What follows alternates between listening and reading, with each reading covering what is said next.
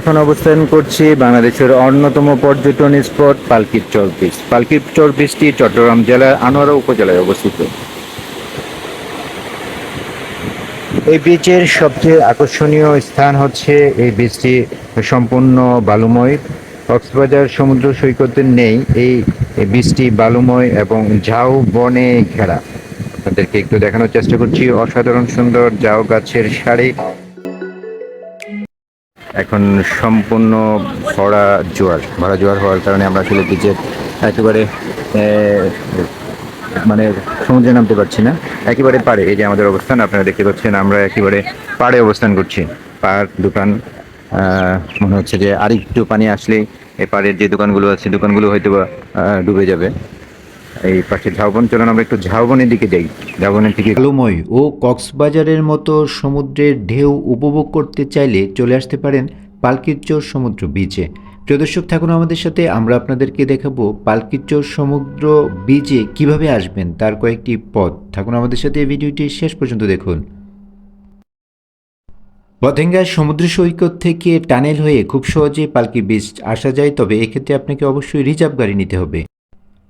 তাছাড়া নতুন বীজ বা শাহ আমানত বীজ পার হয়েও আপনি আসতে পারেন পালকিরচর বীচে। আপনি যদি ভ্রমণ পিপাসু হন তাহলে নেপালের 15 নম্বর জেটি থেকে আপনি পালকিরচর বীচ আসতে পারেন। এই পথটি আরও অনেক সহজ পথ। এটা এখন আমরা চলে আসছি 15 নম্বর ঘাট। 15 নম্বর ঘাট আর আমরা উঠতেছি, এখনই উঠবো।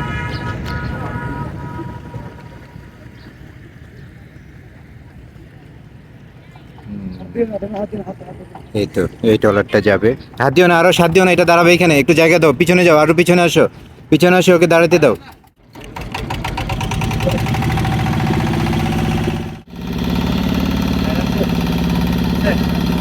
একটি জার্নি উপভোগ করে আমরা চলে আসলাম কর্ণফুলীর আনোয়ারা প্রান্তরে। এখান থেকে আমরা যাব পালকিরচর বিচ।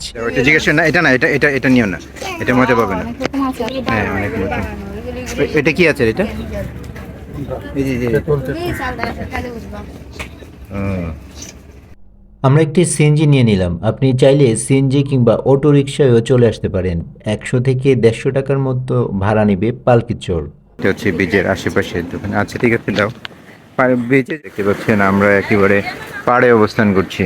পাড় দোকান, মনে হচ্ছে যে আরেকটু পানি আসলেই এই পাড়ের যে দোকানগুলো আছে দোকানগুলো হয়তো বা ডুবে যাবে।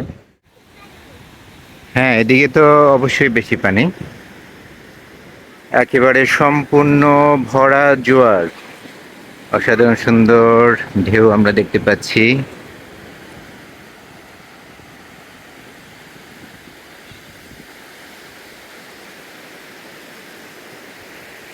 কাছে যেও না লিয়ানা, কাছে যেও না।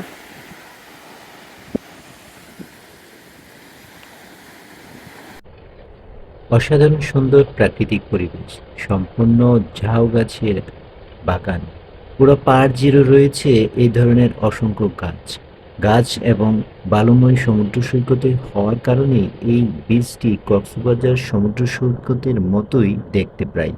যার কারণে এখানে প্রতিদিন অসংখ্য দর্শনার্থীর ভিড় জমে শুধুমাত্র প্রাকৃতিক পরিবেশ এবং এই বিচের বালুময় পরিবেশ উপভোগ করার জন্য।